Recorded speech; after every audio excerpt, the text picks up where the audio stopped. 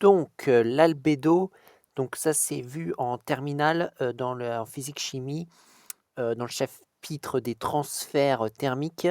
Donc qu'est-ce que c'est que l'albédo? Donc définition, c'est la proportion du rayonnement solaire réfléchi par la Terre qui est exprimée en pourcentage.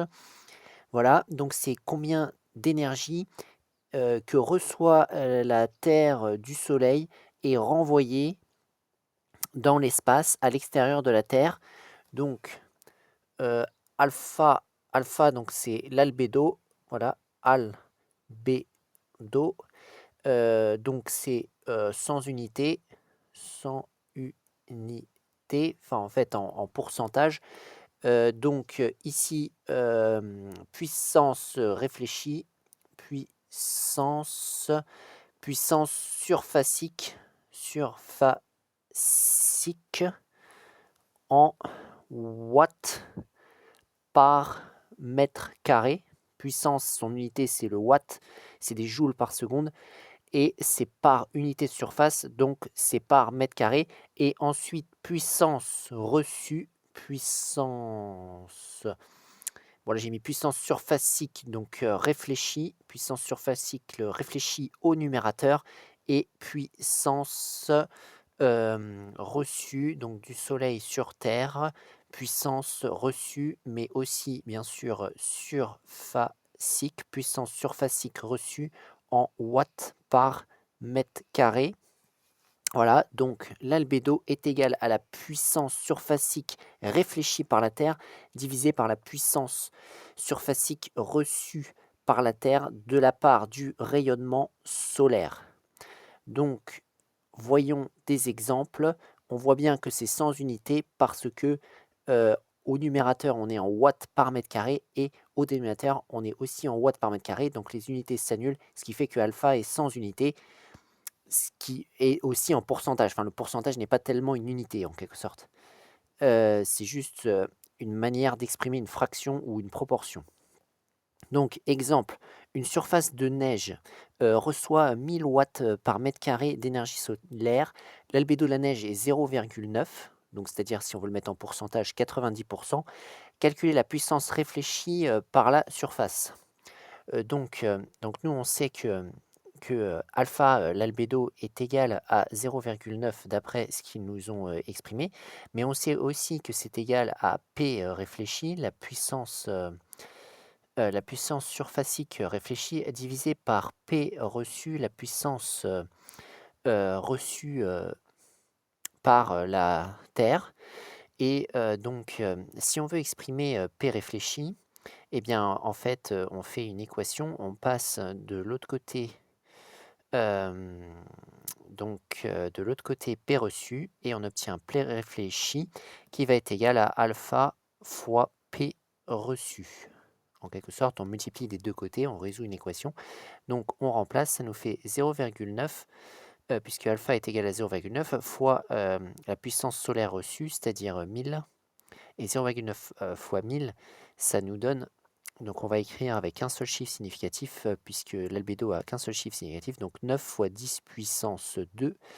Et donc là, ici, on est en watts par mètre carré, puisque la puissance réfléchie est en watts par mètre carré. Donc 900 watts par mètre carré est réfléchi. Ensuite, deuxième question, calculer la puissance absorbée par la surface. Donc bien sûr, on est bien d'accord que quand on a la puissance solaire, du rayonnement solaire qui arrive sur la Terre, elle se sépare en deux parties, celle qui est réfléchie et celle qui est absorbée. Donc P reçu est égal à P réfléchi plus P absorbé. Donc si on veut P absorbé, bah, on résout également une équation, on passe P réfléchi de l'autre côté et on obtient P absorbé égale P reçu moins P réfléchi égale, donc bien sûr P reçu, ils nous l'ont donné, c'est 1000 watts par mètre carré, bon pas besoin de mettre unité pour l'instant, moins, et donc ici 9 fois 10 puissance 2, c'est-à-dire 900, et il va nous rester, juste en mettant le bon nombre de chiffres significatifs, 1 fois 10 puissance 2 watts par mètre carré. Voilà. Donc là, regardez une surface de neige. Donc bien sûr, la neige, c'est blanc. Ce qui est un objet qui est de couleur blanche renvoie tout le rayonnement qu'il reçoit. Donc en fait, son albédo va être élevé pour cette surface. Par exemple, une surface qui est plus sombre, noire par exemple, peut-être que son albédo peut être même jusqu'à zéro parce qu'il va renvoyer rien, il va tout absorber. Donc par exemple, une région reçoit 1200 watts par mètre carré d'énergie solaire. Donc maintenant, on a une région sur la Terre qui reçoit 1000 watts par mètre carré. Calculer l'énergie absorbée par la forêt. Donc, c'est une région qui possède de la forêt, donc avec l'albédo de la forêt qui est égal à 0,15. Donc, on remarque que c'est beaucoup plus faible que celle de la neige. Et ensuite, par le désert qui a une albédo alpha D qui est égale à 0,4. Donc, voilà, il faut calculer l'énergie absorbée. Mais déjà, on va calculer l'énergie, enfin l'énergie réfléchie, ou on peut aussi faire directement. Donc, nous savons en fait que alpha est égal à P réfléchi sur P reçu, voilà. Voilà, voilà.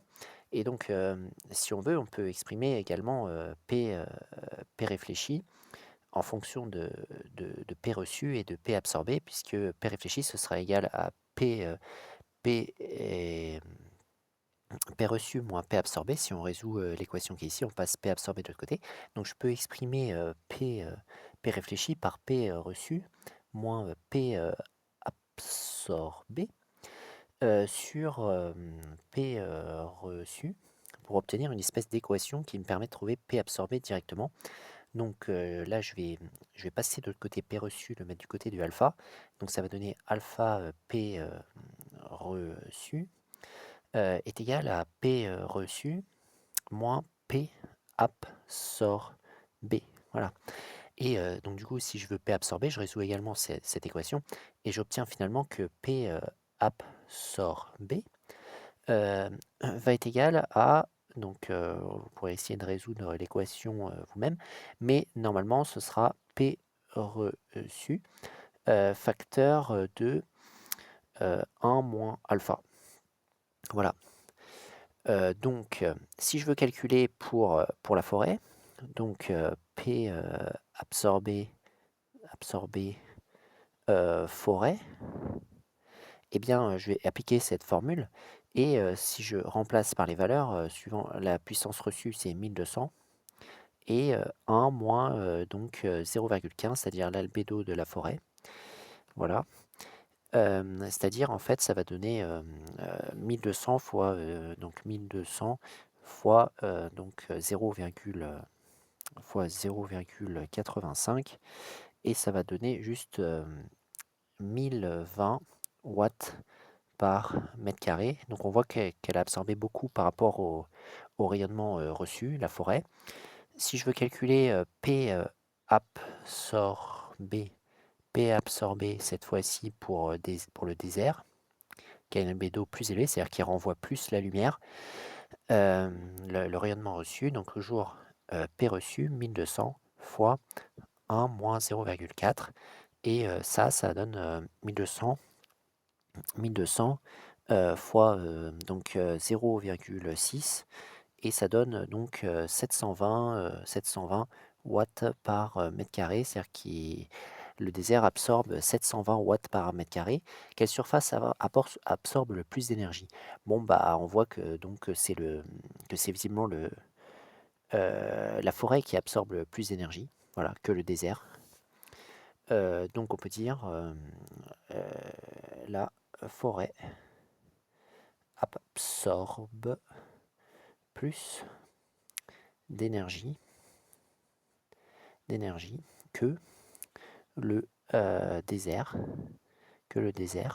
car on a vu que P absorbé, absorbé désert est inférieur à P absorbé forêt.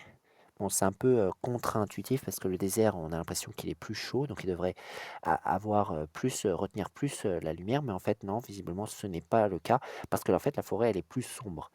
Mais bon, il y a d'autres facteurs bien sûr qui engendrent que, le désert est plus chaud que la forêt, d'habitude. On a l'habitude, bah, c'est parce qu'il y a plus de rayonnement et aussi, parce que la forêt, bon, bien sûr, elle consomme l'énergie et puis la forêt, elle est dans des climats où il y a moins de où le climat est plus froid, parce que donc, il y a moins d'exposition au soleil, où il y a plus de couverture nuageuse et cetera. Donc voilà l'albédo. Qu'est-ce que c'est que l'albédo? Voilà, dans cette, vidéo. Voilà.